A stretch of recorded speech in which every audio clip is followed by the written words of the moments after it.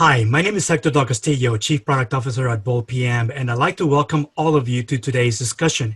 And the topic for today is how to build self-leadership. And we have two different panelists, and I'd like to at least say hi to them. Hi, Richard, how are you? Good morning, Hector. How are you doing? All right. And what about, how are you doing, Mike? I'm doing well, Hector. Thank you. Good to be on. Thank you. All right. All right. Welcome, both of you. And also welcome to all of you who are just joining us as well.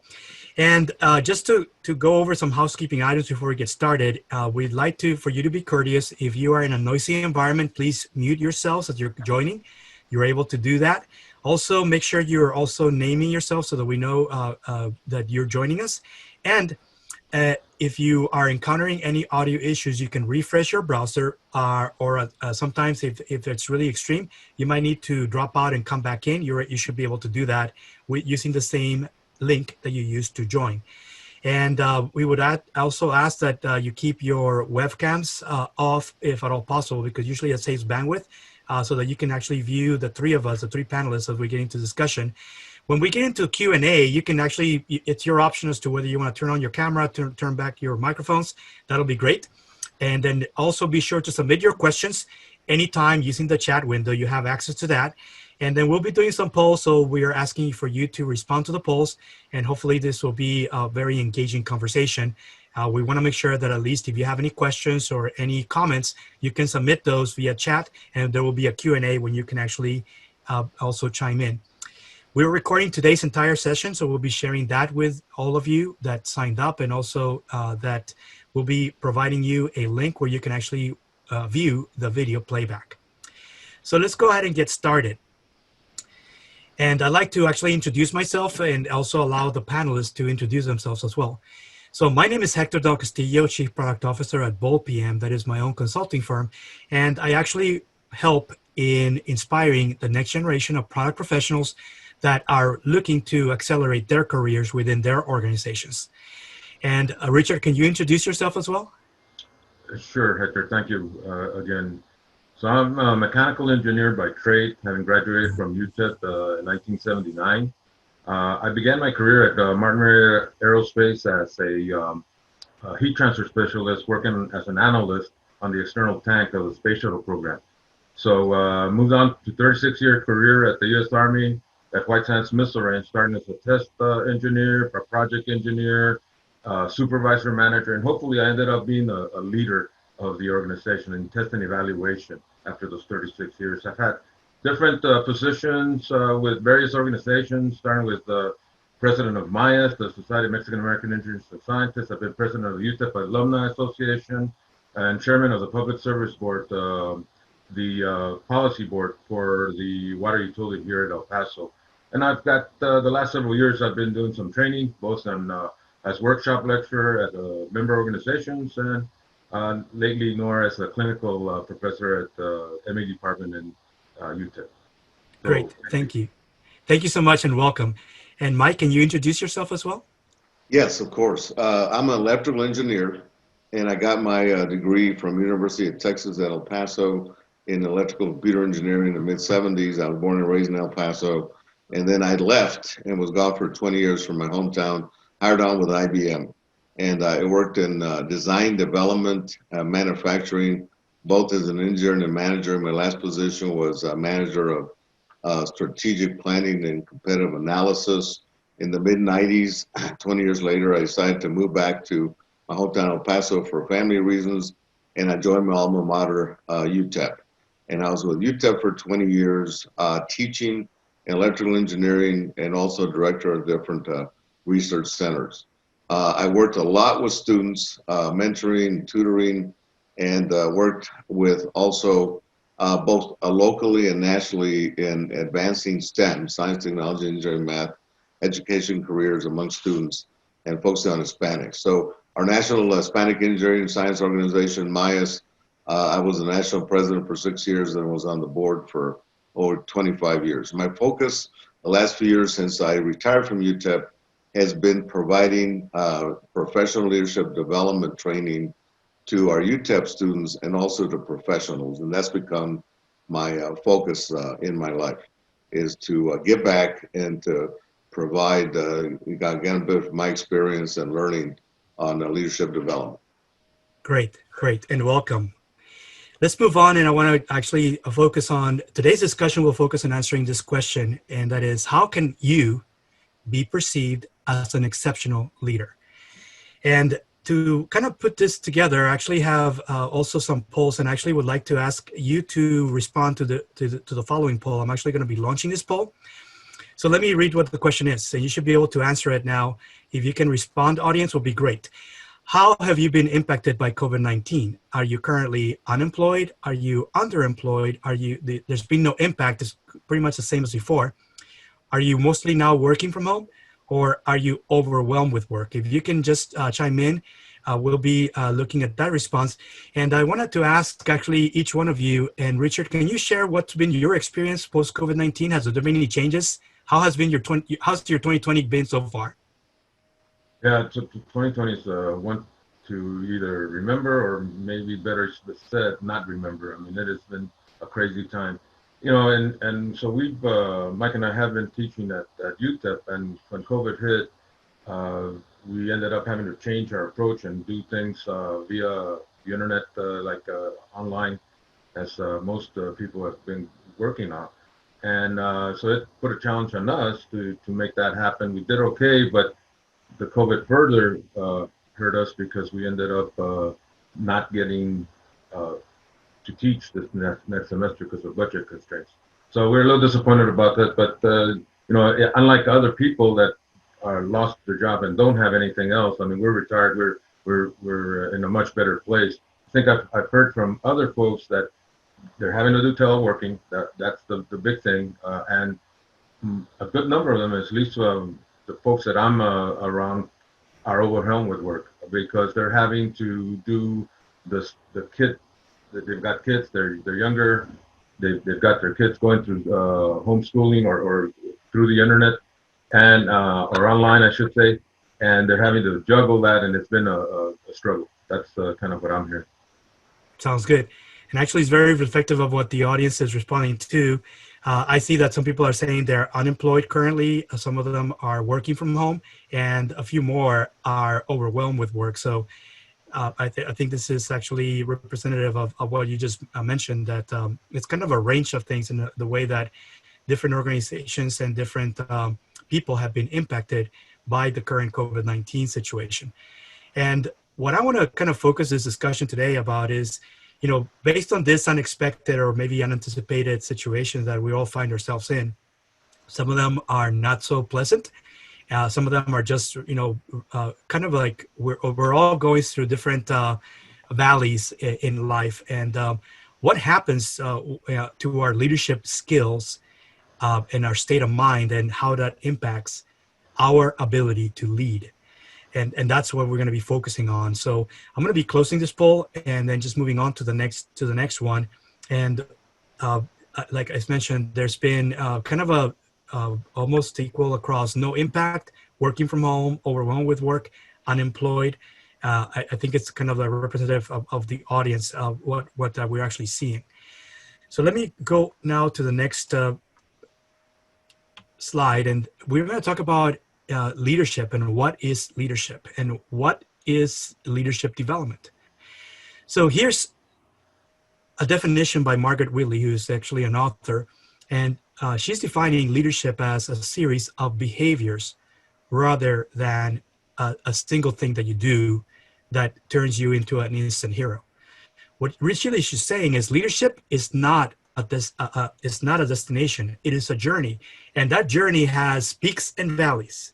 And those peaks and valleys, as we all go through those peaks and valleys, sometimes we step up as leaders. Sometimes we don't feel very much like leading, or we just don't do the right things, and then it comes and goes. Often we have to have a process by which we're also managing to make sure that at least we're consistent, and that we start sort of like making sure that if we are in a leadership position, and it's important for us to be able to continue moving ahead, whether it's our work life or you know, our everyday life, that we are actually continue to step up as leaders. And sometimes it takes conscious effort for us to do.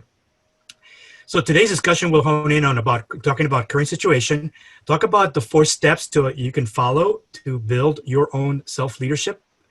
And then we're going to sum it up, and then we'll go into Q&A, and hopefully we'll have a few minutes of Q&A before the end of today's hour. So I'll talk about current situation, and that is, what is leadership? And I actually would like to ask Richard to sort of like talk a little bit more about putting this definition into your own words, so to speak. Well, thank you, Hector. Let me start off by saying, in my case, I think leadership is the art of motivating a group of people to act towards achieving a goal. Okay, so that could be in your home, or it could be at a business setting, obviously, directing workers and whatnot. And trying to take that, I use the term taking that hill all the time, but just taking that hill. So that's what I would start off with. And sometimes when you think about leadership development, it involves kind of the process of building leaders of other people, but the creation between the managers and the front line is one part of it. But how about, have you ever stopped to think about maybe looking yourself in the mirror? Because in reality, I believe that is the key pillar to leadership, understanding yourself. And that's the self leadership that we're talking about. It describes how you lead your own life, setting your course, following it and correcting it as you go. So that's kind of in a few sentences what I think self leadership is. Sounds good. Mike, do you have anything to chime in? Yes, and I agree with Richard. Self-leadership, it has to start with us. We cannot lead even ourselves or anybody else if we don't start with us and evaluate ourselves to what our feelings are, what our personality is, and so on. And I'm going to relate when I first started with IBM a long time in the mid 70s. I was graduating from school. Is that I realized that I needed to improve my communications abilities.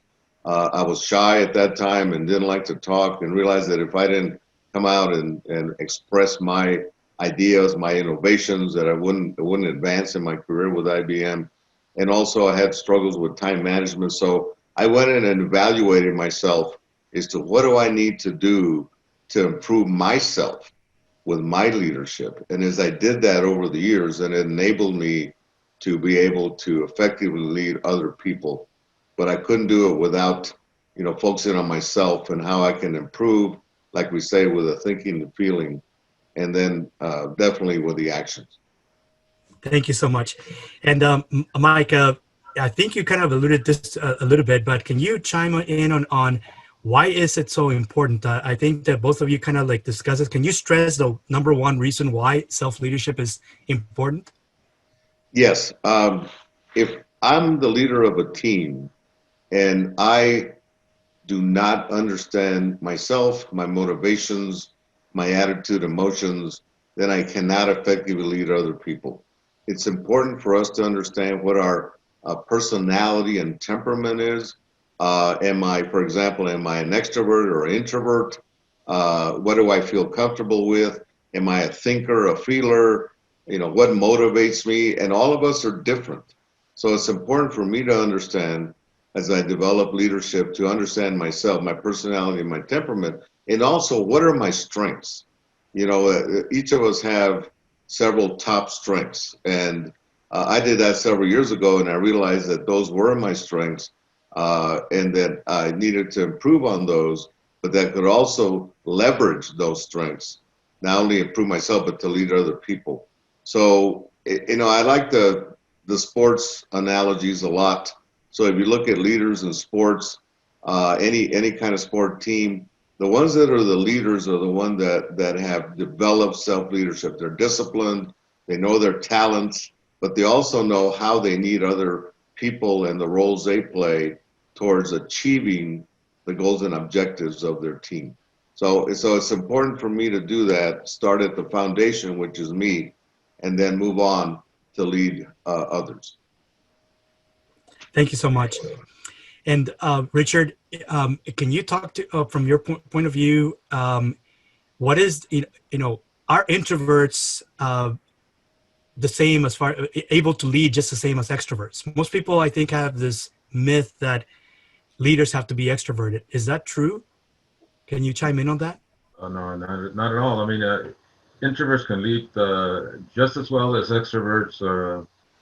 There's no doubt about it. I mean, being somewhat quiet, reserved, inner scope, you want to be in a corner is one thing to how you develop your thoughts and whatnot. But the fact of the matter is that most introverts who have a key interest in something will jump up and will be considered extroverts real quick. And so there's a good balance between being either an extrovert or introvert and how you present yourself.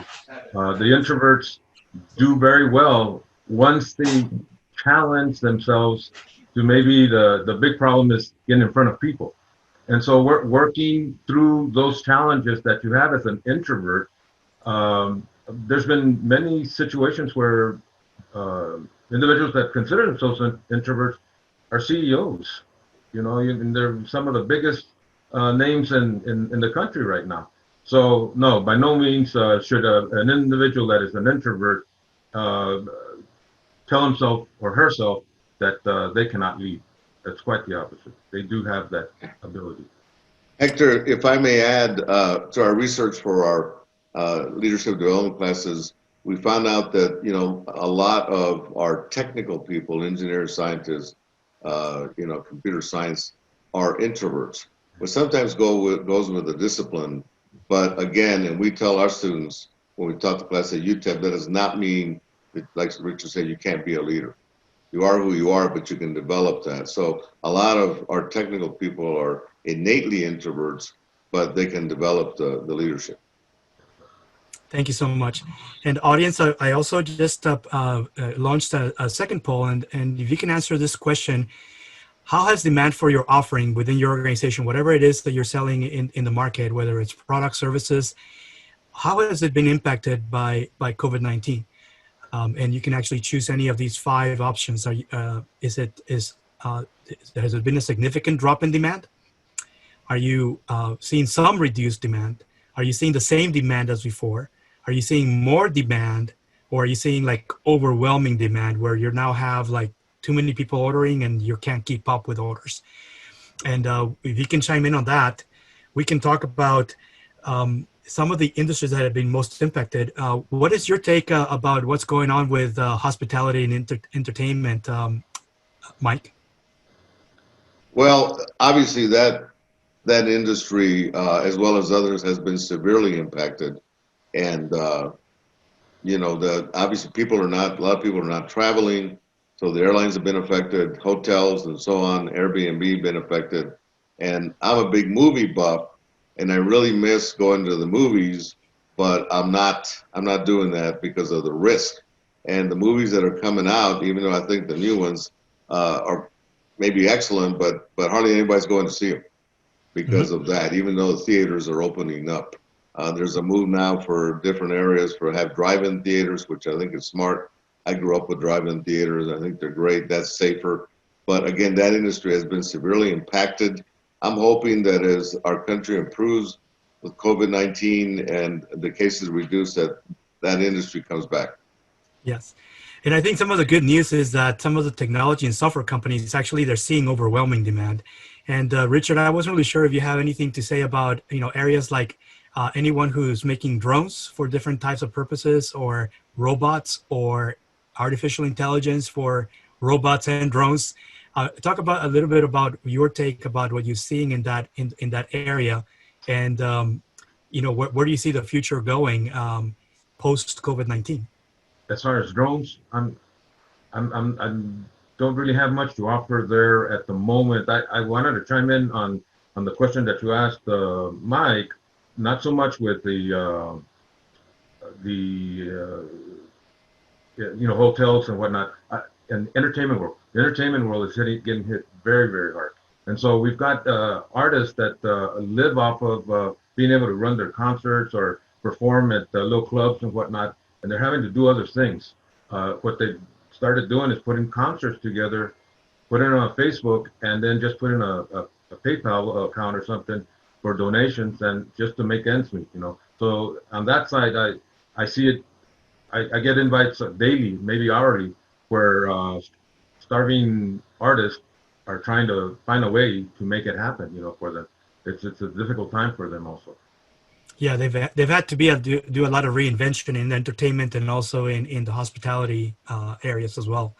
I know Airbnb is reinventing themselves now as providing online experiences, and that means they have experts that are also, they have their own properties, but then they are showing off how to cook or how to grow microgreens. I mean, these are all like things you can buy now via Airbnb, as opposed to you having to travel.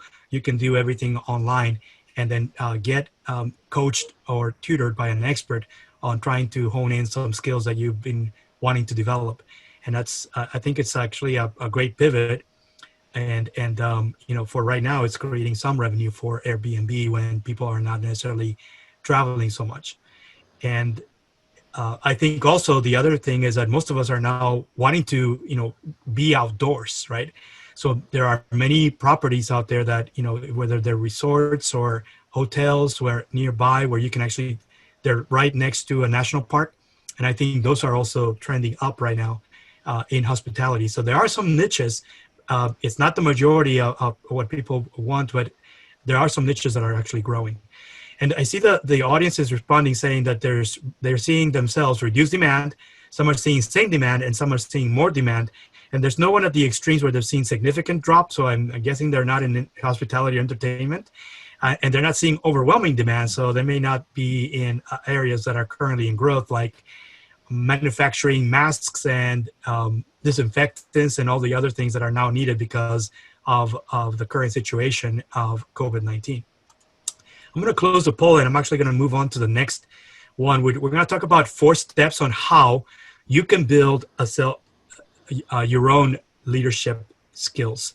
Self-leadership is what we're talking about. And these 4 steps are actually depicted here, 1 through 4, and we're going to go through in order. The process will be, you start with defining goals and objectives, moving on to assessing your own attitude and emotions when things happen, focusing on achieving your goals and objectives, and then figuring out, do I persevere or do I need to go back and replan because of something unexpected just happened? And we're going to talk about this in each one of these steps next. And I want to ask Richard if you can contribute to this one. How do I set goals and objectives, and maybe talk about the difference between goals and objectives? Okay, Hector. Well, what we're dealing here with is another term for this self-leadership is self-mastery. It starts with a vision of how your life is going to be. Where do you want to go? So if you look around and you think of folks that have that self-discipline, incredible self-discipline of coming up with where they want to go, you admire them. You can see they ooze with the situation where they're confident. They're confident individuals. So let me talk about, in my case, and there's short-term and long-term objectives to meet your goals, okay? So my goal was, I was a government employee, my goal was to become a GS-15 by the time I was 50, okay? If you know, it's a great structure, that's all. So I started in my 20s. By 13, I did not get at 30. I wanted to be 13 by 30, 14 by 40, 15 by 50. So I didn't make that first one. Okay, I was 35. And at 40, I was still at 13. I finally got it 2 years later, 42. And then at 45, I got the 15. So those were those goals. But the objective was to get through each one of those steps and how to get through each one of those steps. So building up what it was going to take to be able to make that additional step. So I started as a test engineer, just somebody working, just showing what you could do in the test and evaluation arena, putting up a good test, working with the customers, And then the next step was, okay, now I got to be a supervisor, got to work with the team also. So again, setting those objectives, the objectives are a little more concise to what you need to be able to make to the long-term goal. Okay. Sounds good. Anything you want to chime in, Mike? Yes, the example I use with my students is setting goals and objective is like going on a trip. And you have to identify, what's your end destination or destinations. That's where I want to go. And if you don't have those goals, you can't get there. But if you don't know how to get there and you don't have a roadmap, then you're not going to get there. So the objectives are more like the roadmap. They're the steps to get to my final destination. And I like that analogy. So the objectives are like Richard said, short-term, mid-term, objectives of the steps that I got to take to reach my final goal. Sounds great. And let me move on. And I also want to ask the audience if you have any comments or questions. Let's be sure to chime in via the chat, and we can get to them during Q&A, because there will be a Q&A. We're going to leave a few minutes before the end of the hour so that we can actually do this. And hopefully, even if you have to leave, go ahead and just type in any questions you might have so that we can get to them, and then you'll be able to view the video playback on the answers. So be sure to do that, audience. Let me move on to the next piece. So this is part number one. The second step is really looking at managing and understanding your own attitude and emotions. And I wanted to ask Mike if you can actually contribute to how is it that you would, first of all, assess your attitude, understand what drives emotions, your own emotions, and then how to manage both of those, attitude and emotions. Yeah, so looking at attitude, for whatever reason, I was born with a positive attitude, so I'm the glass half full. There's people who, some look at glass half empty, and I don't know if either one's better than the other, but I've always been a positive person with the attitude, but it depends on the situation and the people you're dealing with where your attitude may change. There may be people that that's on your team you don't necessarily like. You wouldn't go have a drink with them, but you know what? That's okay. This is business. So you need to, adjust your attitude and say, look, I'm not going to go socialize with these people, but we need to work together. It's business environment and work towards the objectives and goals we have. So my attitude is extremely important because it's going to affect not only myself, but the other team members that I'm leading. Because they'll right away, if I have a negative attitude and if I have something against one of the team members, that's going to show, and it's going to be anti-productive. Emotions are something that's part of being human, and we cannot deny our emotions. So we need to start with understanding what are our emotions, and it's one of the subjects we teach, emotional intelligence. And I found out about emotional intelligence about 10 years ago, so later in my career, but I realized that I was kind of doing it, and it's become very popular, emotional intelligence, with employers, because that consists of me understanding what are my emotions in this situation and with this team and with this, this project and goals. And then also going to the next step of understanding what are the other people's emotions, because, it's important to understand theirs and try to work towards the middle so that people can again work productively in a high performance team. All right, thank you. Richard, anything that you can recommend in the way that you either consciously or subconsciously did during your career to manage your attitude and emotions? I think one of the things that you need to work on is to resist the temptation to blame yourself, on anything that may be going wrong. Because sometimes you do your own little self-sabotage of what the situation is. And I've had a little bit of that issue with myself. I want to take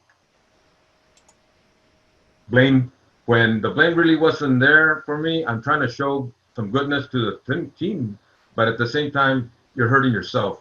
So you just have to find a better way of doing that, and I think what Mike brought up is it's all about really trying to understand your emotions and manage them, and also that of your team or whomever you're working with, and it's all about that emotional intelligence. So again, just like Mike, I did not realize what it was called at the time. I hadn't taken the class, say 10, 15 years ago, but as Mike said, already doing some of that, what emotional intelligence teach you was happening in my career, and that's why I was moving up. Now understanding it a little bit more and concentrating on it and working on it made it that much better. You know, made the flow, and my career actually ended up at where I had hoped for, where I had set up the goal.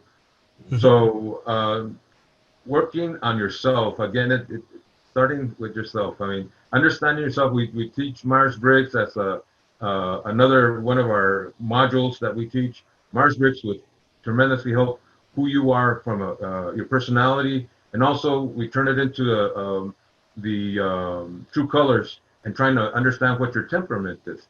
So that basis, that foundation, is a really good step to moving on and meeting your career goals that you end up getting, setting for yourself. I'm sorry. Got it. So basically, it starts with self-awareness, and then being able to then manage your attitude and emotions as things happen. Not always are things going to happen in your favor. Thank you so much. Let's move on to the next question. How do I maintain my focus? And Richard, can you kind of like lead on this one? You know, once you have your plan and your goals and objectives, how do you stay focused on those objectives and the goals? So in my career, I was very lucky to end up with some very good mentors. I think mentoring is key to helping you in your career.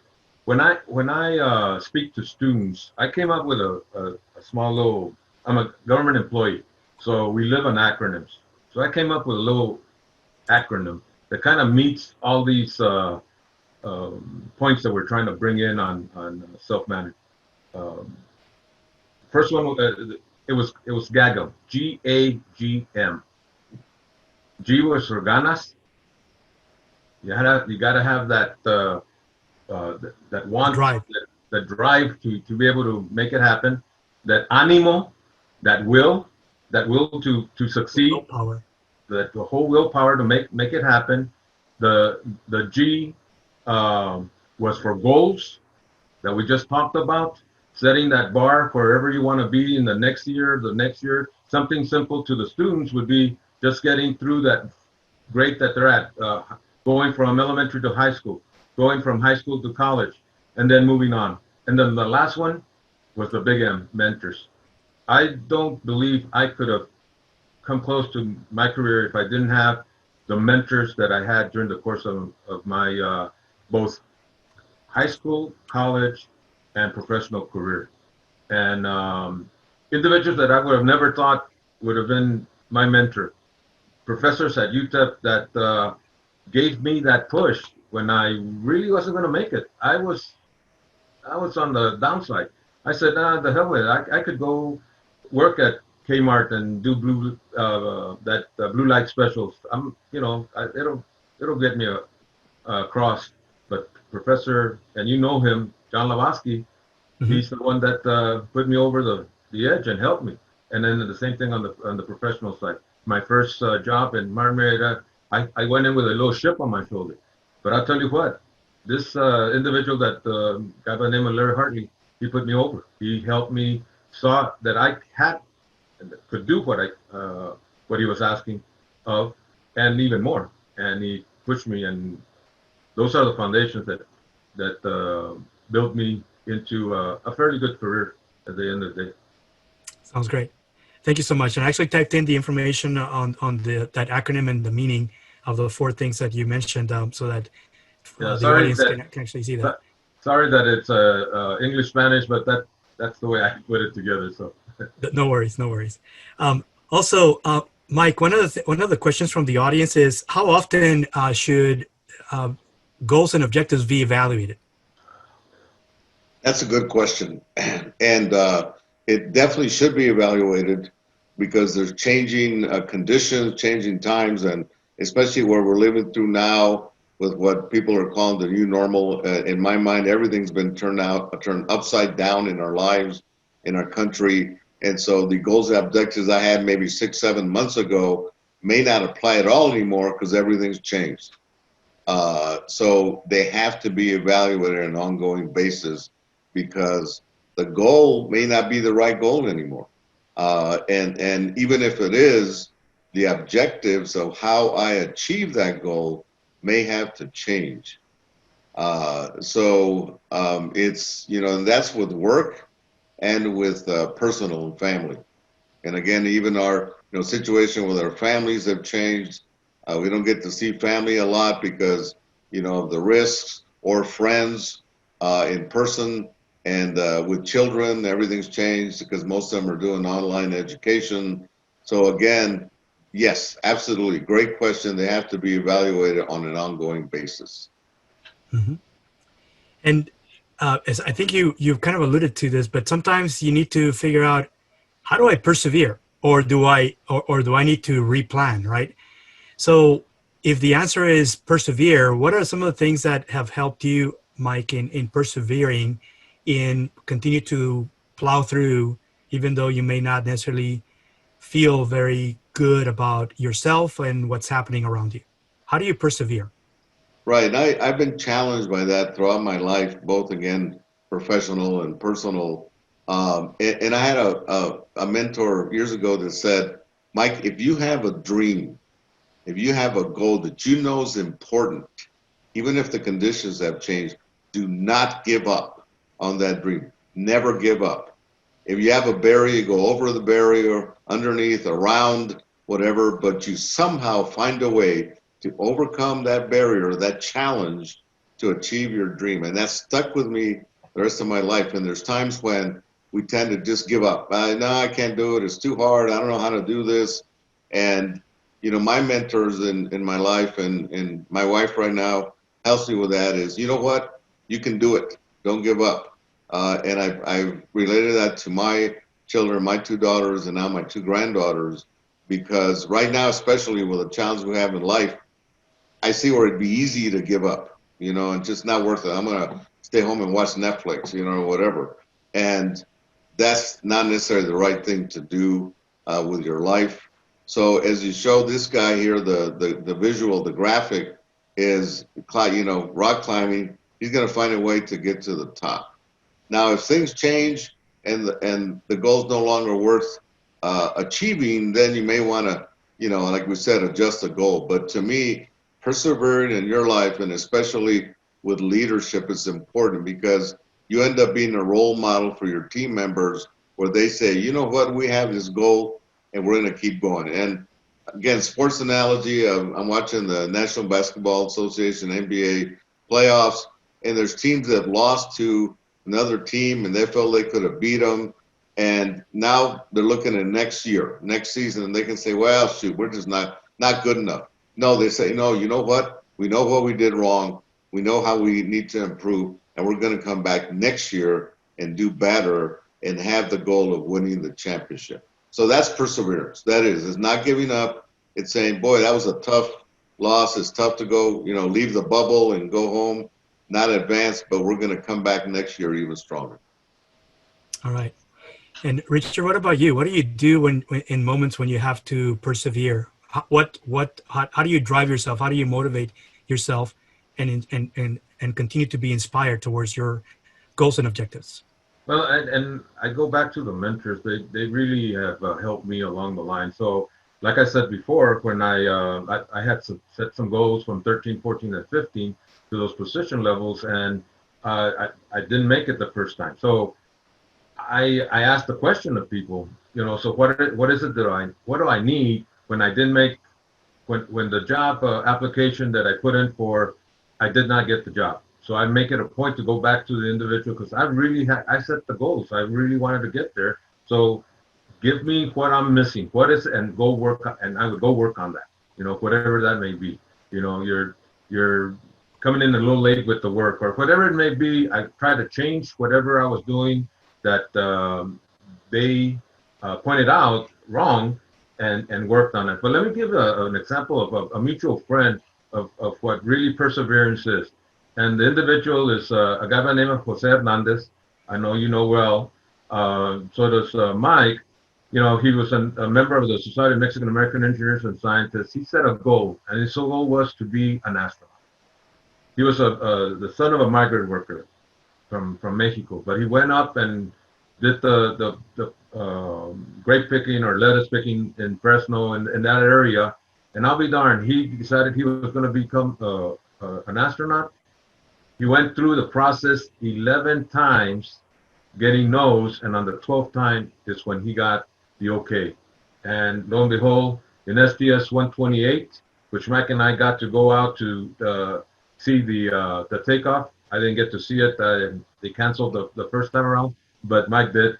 Anyway, he got to go up. He got to go up and is an individual that you have to look up to, because you want to see the epitome of what perseverance is. That's it. 12 times going into and putting in an application to become an astronaut. So. Yes, thank you for sharing that. I think that's a great story. And I actually chimed in the chat the name of his book, which is actually a children's book that basically is about setting your goals high and never giving up, right? It's Reaching for the Stars by Jose Hernandez, and he shares his story of, what motivated him of going from where he was at, and he had the full support of his family, and the type of mentors and role models that he held on to until he actually made it to become an astronaut. Very inspirational story. So with that, I want to just kind of give an overview of the process. And again, it's a 4-step process that starts with determining and choosing your goals and objectives based on what you want to do in life. Regardless of whether this is careers, you can have career goals, you can have life goals, you can have community goals. It's something that both Mike and Richard alluded to is that it's also important that sometimes leadership is about not just leading your own family, your own leading in work. Sometimes it's about leading your community as well. And there are opportunities, and these are all opportunities to actually start sharpening your leadership skills. Make sure that they're part of your goals, that you actually break down goals into not just your own career and your own family and your own personal life. Figure out how to also be part of the community that you're in. And that can come in different ways, being involved in organizations, being involved in other things that are your local community. You have to choose, and it's up to you to decide. Also, make sure that you understand your attitude and understand your emotions and what are your strengths, your weaknesses. And through building emotional intelligence, you can actually control and manage those to make sure that you continue focusing on your objectives, and then figure out how to never give up, to persevere no matter what. And that sometimes if something happens where you need to actually replan, you do so and you feel comfortable because you've already gone through the planning process multiple times, as you have gone through the achievement of objectives and goals that you've had in the past. And I think that it's kind of like it kind of builds up. And with that, I want to get into Q&A. I want to actually ask the audience to type in your questions. And as we are waiting for some of the questions to actually come in, I want to talk about BoldPM Academy. So BoldPM Academy is actually a series of live online workshops that I started implementing with experts like Richard and Mike, who are leadership development trainers and coaches, and be able to provide those to anyone who wants to accelerate their career. If you are in that position where you're currently a product professional somewhere and you're trying to become an exceptional leader, I would strongly recommend that you do this, because we go through a whole series of workshops that are all about helping you build and boost your self-leadership, and also that you can actually start leading others. And this may be teams that you work with at work. And if you're interested in any of these topics, these are kind of the topics that we're looking at offering. So I want to actually launch this poll and actually ask you to respond to this poll. And let me launch the poll because I want to ask of these, and this is basically one that you can select any of the ones that you're most interested in. And these are the ones that we're actually considering offering as part of BoldPM Academy. So I'd like for all of you to contribute and let us know which of these or any of these that you're interested in, because we're looking to line up the curriculum for the BoldPM Academy that has to do with leadership development. And this is about not just about self-leadership, this is also about understanding your leadership styles and understanding others by the way they lead, and being able to then build high-performing teams. And if you're a product leader or a product professional, you're leading teams today, and you're part of a team or you're leading teams, and you need to make sure that not only are you effectively leading others, but that you're also viewed and perceived by others as an exceptional leader that can actually build people and build leaders. As we mentioned, that's really part of leadership. It's not just about leading yourself, but also leading others and enabling, empowering others to also step up and become leaders themselves.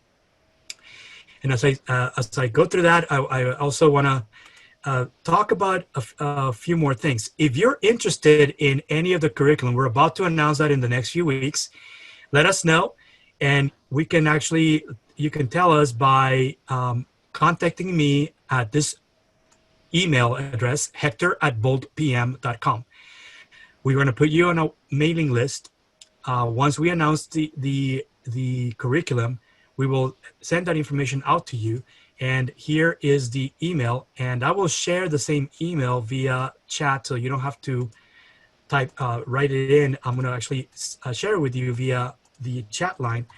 Just let me know, and you can let me know via email, and we'll add you to our mailing list once we get the curriculum defined and we have everything set up so that we can actually start registration. And finally, also, one last thing. Are you in a company that actually has a professional or learning stipend? Let us know. Actually launch that poll. Let us know yes or no or not sure.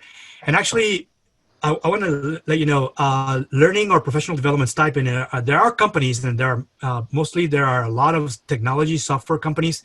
Many of the Fortune 1000 companies, regardless of industrial sectors, they actually have learning or professional development stipends. And that is, they allocate a few $1,000s a year per worker when they're incentivizing them to actually go through any kind of learning and professional development type of programs, even if they're third parties, right? So let us know if you're in that environment today, if you're actually currently employed. Let us know if you know whether your company offers this type of as a benefit to yourself and also other peers. This actually is something I want to talk about. Mike, I believe IBM does offer some of these perks to employees. Is that correct or not? Yes, that's correct. They have for years, Hector, and a lot of companies do. It just depends on the type, but yes, they definitely do. Yes. Richard, are you familiar? I don't know if you had this type of professional development access when you were working in your world. Definitely. In government world, they even have small little colleges in the Army. There's a DAU where we were big at the time that I was working on TQM, just on time, did a lot of that. And as a matter of fact, I took my first Myers-Briggs at one of the supervisor development course that they offered in the Denver area, as a matter of fact. So yeah, definitely the government pushes folks to and offers opportunities to further on their career. And I think the leadership skills are important. These soft skills, many of us engineers, especially for those of us that are engineers or scientists, we are great at the technical side. We can do the numbers, we can come up with a great design, but as I said over in many other discussions that I've had, if you can't sell it, if you can't come together and really get your thought across, I mean, it could be the best widget that you ever design, but if you can't sell it to your supervisor or further up on the line, even within your team, if you can't get the team to work to even build the darn widget, then you're really going nowhere. So the soft skills that we are offering up are actually the things that will get you across the goal line. You've already got the technical side. I mean, and you got to be good at what you're doing. You got to be technically sound. There's no not a doubt about that. But that little pushover is being able to talk to folks, being able to sell yourself, and Hmm. to be able to move up. I mean, I moved up from 12 to 13 because I was able to sell myself, you know, and not necessarily boasting about myself, but through the team effort, it just bubbled up. Well, this guy can actually lead a team, and he got something done. Maybe he can do it across a broader spectrum. So I think what we hope to be able to launch here in the coming months will actually meet those needs. Yep. Thank you so much. And one of the things that I wanted to ask as we move on and we can get into Q&A, actually, type in your questions so that we can get to them. And I want to talk a little bit more about BoldPM, my company. My whole mission is to inspire the next generation of product professionals.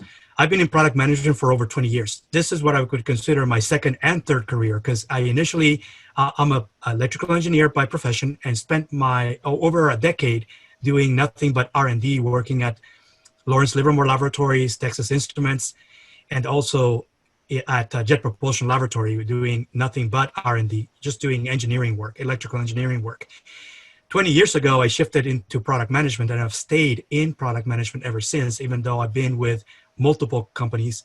And staying in product management, it is extremely hard. For those of you who are either a product professional, product owner, product specialist, product manager, you know that what it takes to actually get in. And if you're a brand new minted or you are driven to become a product manager, the BoldPM Academy is meant to not only provide you the soft skills that you need to become a exceptional leader and build emotional intelligence. All these things are part of becoming a leader. We're also focusing on the hard skills that you will need if you are looking to become an exceptional product manager, product marketing manager, or product owner. Any of those that are related to developing of a product, managing an entire product line, and making sure that you're doing the right things in accordance to your customers. This is what BoldPM Academy is all about, and this is where we focus on growing high-performing teams within organizations, but also helping individuals who want to actually enable them to do so through BoldPM Academy. And then finally, one of the things that I wanted to state is that I do quite a bit of speaking. This is an upcoming webinar that's coming up next week.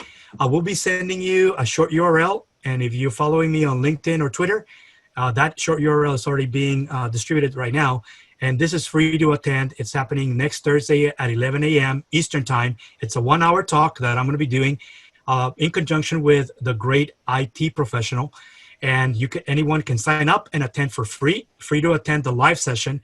And I just wanted to let you know, in case you're interested in doing this, or if this is something that your organization is currently already actively doing, is scaling your business by accelerating digital transformation. We're going to talk about all those things that basically our organizations are doing right now to adopt and accelerate digital transformation within their organizations across industrial sectors. And then finally, if you're interested in getting a hold of any of us, here's our contact information. And one of the questions that I have, and I think Mike, you mentioned this, and I think both of you mentioned this actually. What is the importance of having role models and mentors in executing your self-leadership process? These 4 steps we talked about earlier. Yeah, and I want to comment on that, Hector. First of all, they're kind of 2 different things. Role models are people that have achieved great success.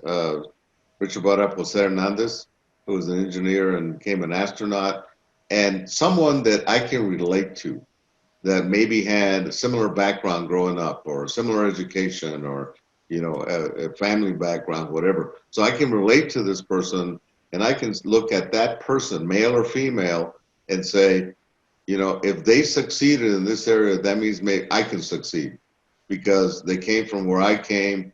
They're kind of, like me. And so that role model is looking at someone, appreciating who they are and their success, and kind of following that model. Which again, leadership by example is very strong. The mentors are someone that actually has achieved success, has experience, has been there, and is willing to, help me, guide me through my life. And starting out in my life, I was going to just say role models. My two role models were my parents, because neither of them had an opportunity to get college educations. My father was an auto mechanic, and I know if he had had a chance to go to college, he could have become a mechanical engineer. My mom was extremely talented musically and could have become a performer, but they gave all their, life effort to their family, me and my three brothers, and they didn't have the opportunity to go to college because of finances and so on. But they instilled in me and my brothers the dream of achieving a college education, become professional, and all four of us did. We got 3 engineers and 1 business person. So role models are my parents. But along the way, like Richard said, I've had mentors that have maybe helped me from falling off the edge of the precipice, or on the other end, keep going towards getting success. And students, I've tried to provide being a mentor to engineering and science students for the last several years because, I've been there. And if it's professional, then again, with me, with over 40 years experience in certain areas, I think I can be an effective mentor and help people to, find the ways to achieve success in their lives. Thank you so much. And Richard, what you also mentioned one of your mentors was actually one of your professors when you were in college. What about following up? Any role models, mentors that came along the way that kind of helped you achieve, things in your career or even in your private life? Well, most definitely. Dr. John Lawosky kind of set the tone. Obviously, what Mike talked about with the foundation were my parents also. I mean, that they were my role models. My dad also only had a 3rd grade education, but he became a foreman at a plant factory, and they used to call him ingeniero, but an engineer. But in reality, it was all self-learned expertise on those pressing machines at it. But so each one of those individuals gave me a little piece of that stepping stone to get higher and higher. Certainly John Lawosky, as I said, but when I went to work with Martinez, it was Larry Hartley, my first boss.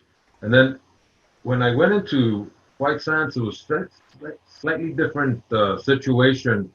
I had some friends that worked there, and so they had already been my role models, and I ended up becoming or asking them, now that they were role models, could you be my mentor? And I've got to count on one individual specifically, Charlie Garcia, who's an individual that has a very good career in the test and evaluation world. And so he showed me the ropes.